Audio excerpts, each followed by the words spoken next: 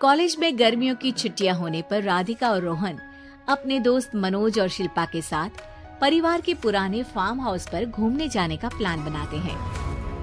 Guys, तुम दोनों को वो फार्म हाउस बहुत पसंद आएगा।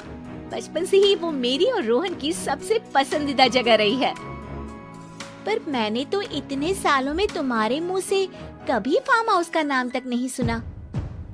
बचपन में फार्म हाउस जाते थे, लेकिन फिर अचानक सबने वहाँ जाना बंद कर दिया और वजह कभी किसी ने बताई नहीं। पर अब हम चारों मिलकर वहाँ धमाल करेंगे।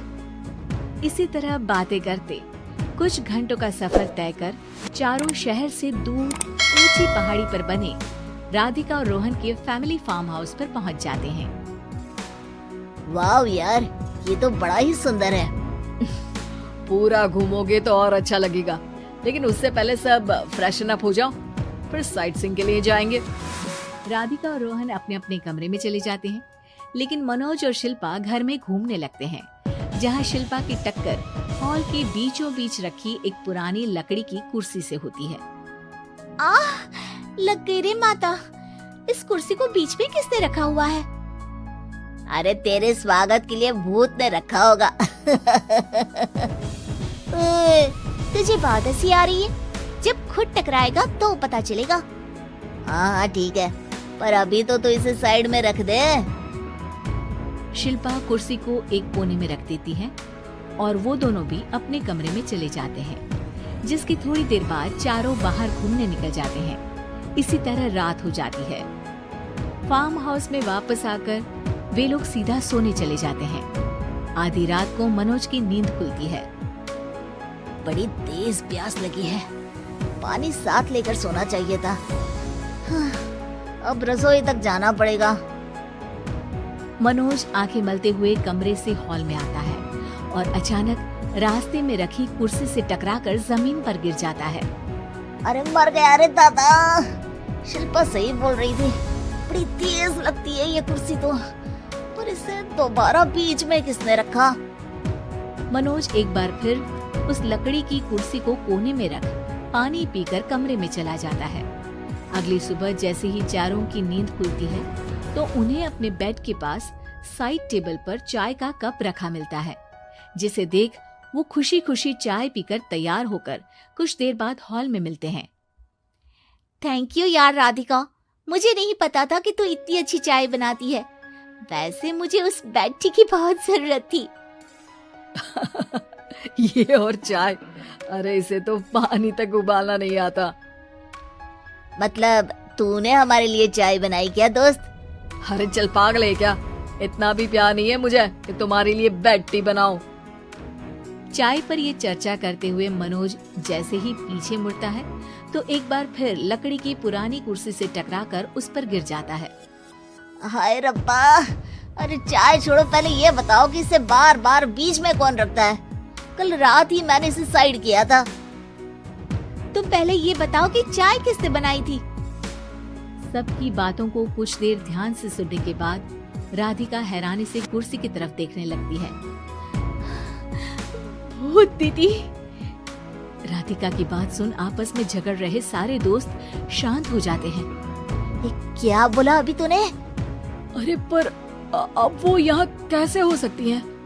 क्यों नहीं हो सकती? हमने यहाँ आना छोड़ा था, पर उन्होंने तो घर नहीं छोड़ा ना। और याद करो, ऐसे बेड के पास कप रखना और कुर्सी को कमरे के बीच में रखना, ये सब वही तो करती थी। ये तुम दोनों किसकी बात कर रहे हो? अरे जो भी हो, कुछ अच्छा तो बिल्कुल नहीं लगता। अब देखो, डरने की कोई जरूरत नहीं है। वो सालों से इस घर में रहने वाली भूत दीदी है। वो बचपन से ही हमारे यहाँ आने पर एक बड़ी बहन की तरह हम दोनों का ख्याल रखती है। ओए, पगला गया है क्या?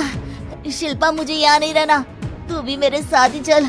ये दोनों तो पागल हो गए हैं। जहाँ मनोज डर से वापस जाने की बात कर रहा होता है, वहीं शिल्पा अपने फोन में बिजी होती है।